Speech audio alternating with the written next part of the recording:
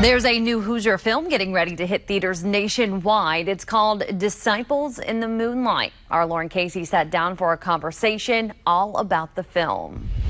Well, we have two special guests in studio with me today, Brett and Drew Varvel. Drew, former WRTV co-worker of mine. Good to have you back. Word. So good to be back. They are part of a new film coming out nationwide, right? Nationwide. Disciples in the Moonlight.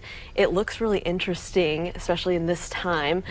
You guys act in the movie. You're saying you're acting as brothers, but you're brothers in real life, and then you're also part of putting the whole movie together. So talk to me a little bit about what is Disciples in the Moonlight, like the premise behind the film. So I'm the director of the film, and this idea came to me by a friend of mine named Josh Strakowski 10 years ago. Wow. And at the time, it was just this nugget of an idea. He imagined these people running through cornfields in Indiana, bathed in moonlight, and they were smuggling the Bible.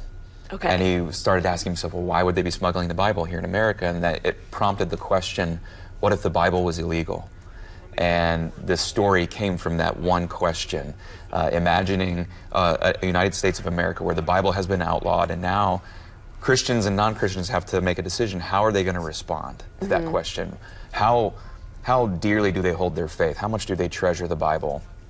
And the story focuses on 7 characters, and Drew and I play 2 of those characters who are tasked with this mission to smuggle the Bible to underground churches in multiple states in a not too distant version of America.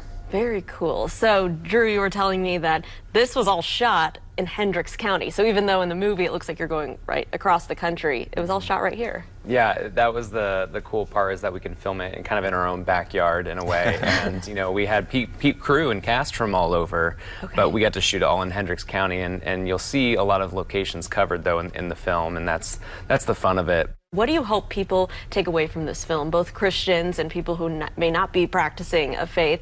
It seems like something that would make you think a lot after seeing the film. There's going to be people who see this movie who don't practice a faith or don't believe in Jesus or God or whoever, but I think that this story can provoke some interesting questions.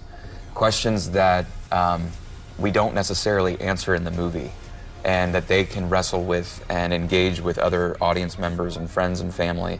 And that's the thing I think is so important for us as storytellers, is that we're simply trying to guide people to an idea. This is an opportunity for you to take this story and put yourself into it, whether you practice a faith or not.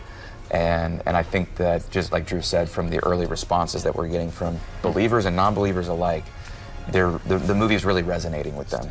Great. And how can folks see this when it does come out in theaters, and what day is that?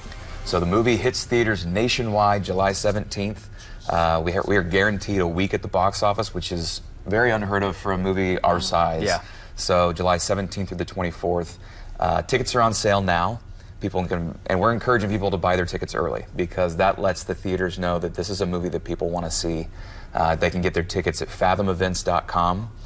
You can select the date, put in your zip code, and find the theaters that are closest to you. And there's a lot of theaters here in the Indianapolis area that are showing Disciples in the Moonlight. And they can also go to disciplesinthemoonlightmovie.com to get more details, watch clips, and find more articles about the film. Awesome. Well, thank you guys so much for being with us here today. Thank you. Thank you.